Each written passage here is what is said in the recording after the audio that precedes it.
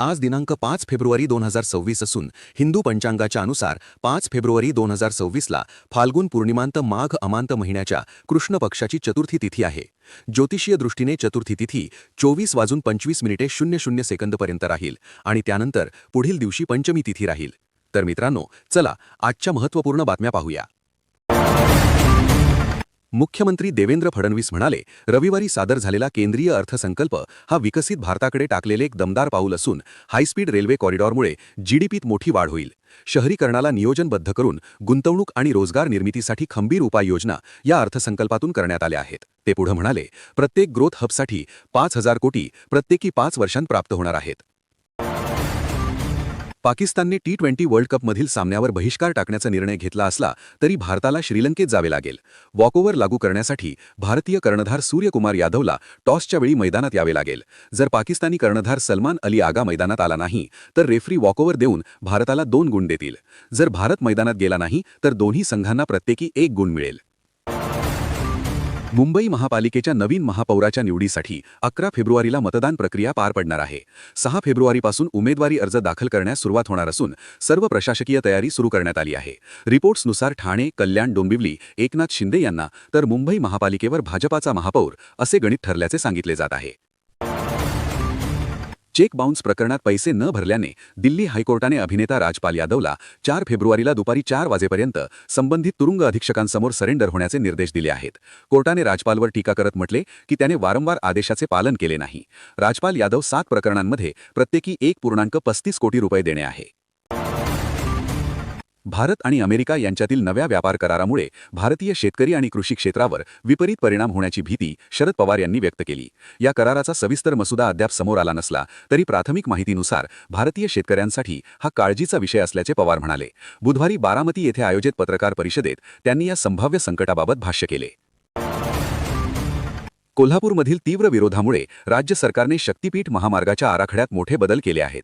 कागल आणि हातकणंगले तालुक्यांचा भाग वगळून आता हा मार्ग सातारा जिल्ह्यातून नेला जाणार आहे.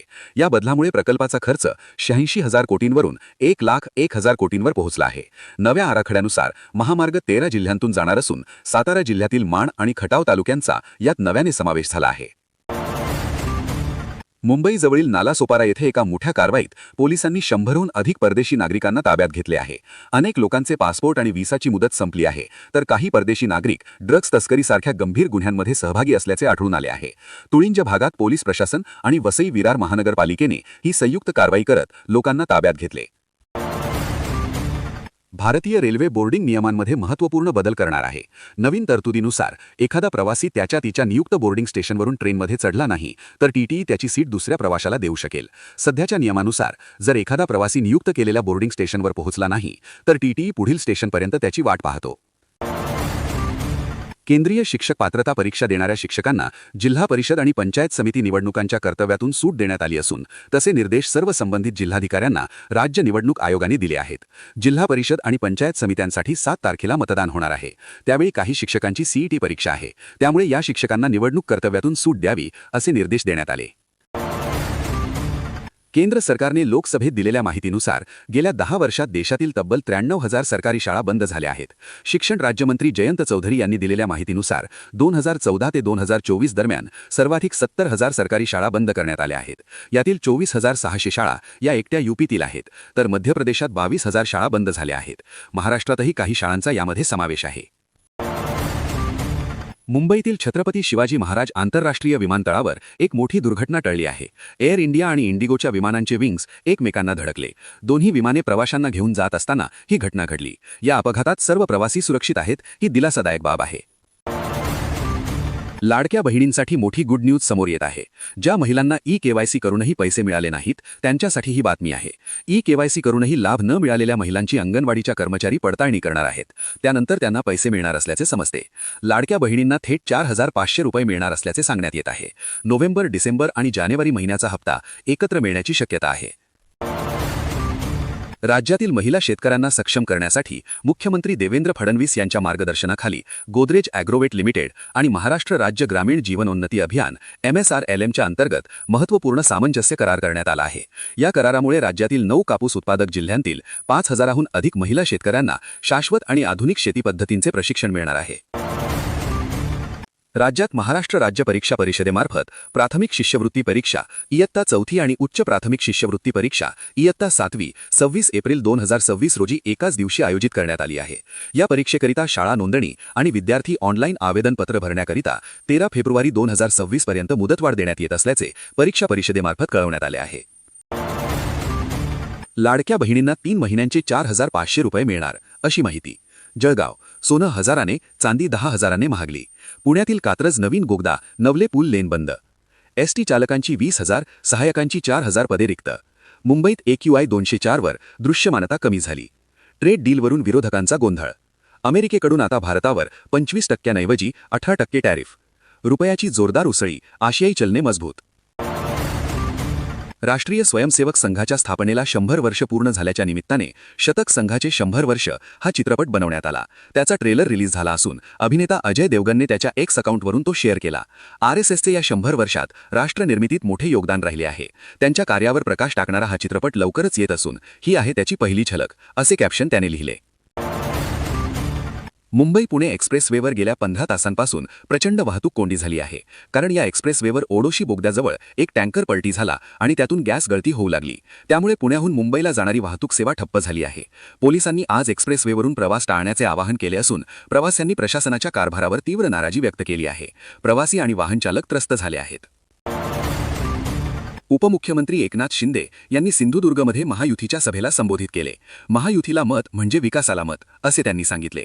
तसेच सभेनंतर शिंदेंनी लाडक्या बहिणींना 2,100 रुपयांचा हप्ता देण्याबाबत स्पष्ट भूमिका मांडली। आम्ही वचननाम्यात दिलेली आश्वासने योग्य वेळी पूर्ण केली जातील। लाडकी बहीण योजना बंद होणार नाही, असे सांगत भविष्यात 2,100 रुपयांचा हप्ता मिळण्याचे संकेत दिले। सोने आणि चांदीच्या दरात आज तब्बल 47,000ची वाढ नोंदवण्यात आली आहे।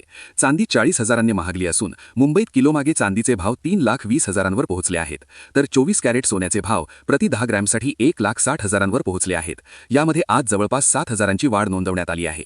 त्याशिवाय 22 कॅरेट सोने 1,47,000वर आले आहेत। अडानी डिफेन्स अँड एरोस्पेस आणि इटालियन कंपनी लिओनार्डोने भारतात हेलिकॉप्टर उत्पादन परिसंस्था स्थापन करण्यासाठी धोरणात्मक भागीदारीची घोषणा केली आहे। मंगळवारी दिल्लीत झालेल्या एका कार्यक्रमात सामंजस्य करारावर स्वाक्षरी करण्यात आली।